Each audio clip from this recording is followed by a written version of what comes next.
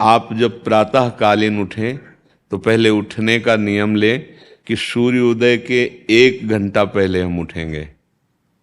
देखो हमारी प्रार्थना मानना। तो इस समय सूर्योदय कई बजे होता है? लगभग 6 बजे, 6:30 बजे गुरुदेव। 6। आप 5 बजे उठ जाइए और उठ करके सबसे पहला कार्य कीजिए, पृथ्वी के चरण स्पर्श कीजिए, भूमि के चरण स्पर्श कीजिए। और फिर आप जिस आसन पर बैठे हैं, देखो ध्यान से हमारी तरफ सुनना, जिस आसन पे बैठे हैं, जिस पे शयन किए थे, जिस सैया पर सोए थे, पृथ्वी को प्रणाम करने के बाद उसी सैया में 5 मिनट केवल बैठ जाइए और 5 मिनट बैठकर 5 संतों का नाम ले लीजिए।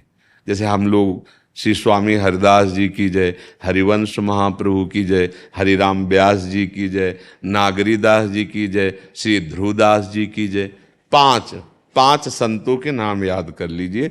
इसके बाद नीचे उतरिए और पहले जो अपने माता पिता, अगर वो शयन कर रहे हैं तो कोई बात नहीं है, अगर वो शयन नहीं कर रहे हैं तो पहले जाकर माथा रखकर उनको प्रणाम कीजिए।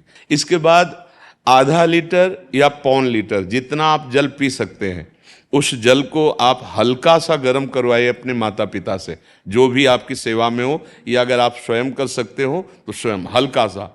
अगर 500 ग्राम पी जाए तो और अच्छी बात है, और इससे ज़्यादा पी जाए तो अच्छी बात है। वज्रासन में बैठना आता है? वज्रासन जानते हो आप लोग? देखो वज्रासन, वो देखो बैठ रहे हैं, ये दोनों पैरों को ऐसे करके इससे बैठकर जल पिया जाए। ये आपके ब्रह्मचर्य की रक्षा करेगा, कब्ज नहीं होने देगा और आपके मस्तिष्क की गर्मी को ठंडा करेगा। ऐसे वज्रासन में बैठकर धीरे धीरे 5 या 10 मिनट में जल पिया जाए, एकदम ना पिया जाए। गिलास में लेकर के 500 ग्राम जल धीरे धीरे उसको पिया जाए। फिर इसके बाद आपको 100-200 कदम टहलना है। फिर इसके बाद आप शौच जाइए। शौच अगर आपका पेट साफ हो जाता है, अगर नहीं साफ होता है, कोई ऐसी परेशानी लगती है, तो 1 चम्मच ईसबगोल की भूसी और छोटी हर का आधा चम्मच अगर रात्रि में दूध से या पानी से ले ले तो वो बार बार शौच नहीं लगाएगा, पर आपकी आंतें साफ हो जाएंगी। शौच जाने के बाद स्नान करें और फिर तुरंत, अगर आपको व्यायाम आता है तो करे, नहीं तो सीधा सरल बात होती है, 20 बार बैठ जाए बैठक और 10 बार लेटने वाली दंड। और इसके बाद जो अनुलोम विलोम, जो इससे खींचे इसे छोड़ दे, इससे खींचे इसे छोड़ दे, इसके बाद दोनों हाथ ऐसे करके 7 बार ऐसे करे, सीधा खींचे और सीधा छोड़ दे। इतना ही तुम्हारे लिए प्राणायाम की आवश्यकता है।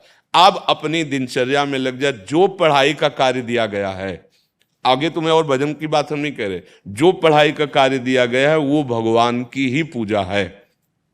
आपकी दिनचर्या जो आपको अपने गुरुजी या टीचर जी को जाके प्रमाणित करनी है, कल जो पढ़ाई गई थी आज के लिए, वो आप सुबह सुबह उस समय व्यायाम के बाद, तो आप देखना आपकी स्मृति बहुत प्रवीण हो जाएगी। अच्छा, ये आपकी प्रातःकालीन दिनचर्या है। जब आप अपने गुरुदेव के पास स्कूल जाएं, तो हमें आजकल का तो अब पता नहीं, पर हम लोग जब जाते थे तो अपने गुरुजी को प्रणाम करते थे। तो जो स्कूल में आपको पढ़ाई पढ़ा रहे हैं वो तो बात है, अब आपको जो हम खास बात बताना चाहते हैं वो कि देखो अभी छोटे छोटे बच्चे हो, बच्चों में कुछ बच्चे ऐसे गंदे बच्चे होते हैं जिनके गंदी बातें दिमाग में आ जाती हैं और गंदी बातें वो करने लगते हैं आचरण में। आप लोग इतना तो जानते ही होंगे कि गंदी बातें किसे कहते हैं। आप लोगों के पास अगर मोबाइल है तो कभी गंदी बात देखना नहीं। कोई भी बच्चा अगर गंदी बात दिखाए तो अपने टीचर से या अपने माता पिता से जाके शिकायत करनी चाहिए, वो बहुत हानिकारक होती है। कभी कोई भी गंदी बात अपने द्वारा नहीं होनी चाहिए।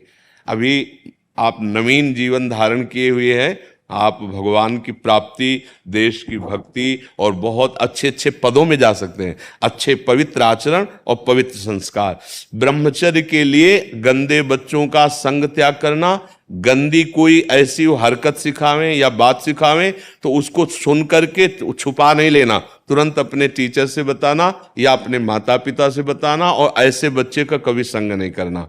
और रात्रि के सोते समय ये जरूर ध्यान देने वाली विशेष बात है, रात्रि के सोते समय जो भगवान का नाम प्रिय, जैसे इन लोगों ने आप लोगों को बताया राधा वल्लभ श्री, तो सोते समय बस प्रार्थना करो कि हे प्रभु आज दिन हमारा जो भी गलती हुई हो वो हमको आप प्रार्थना करते हैं कि आप हमें समझाओ क्या हमसे गलती हुई।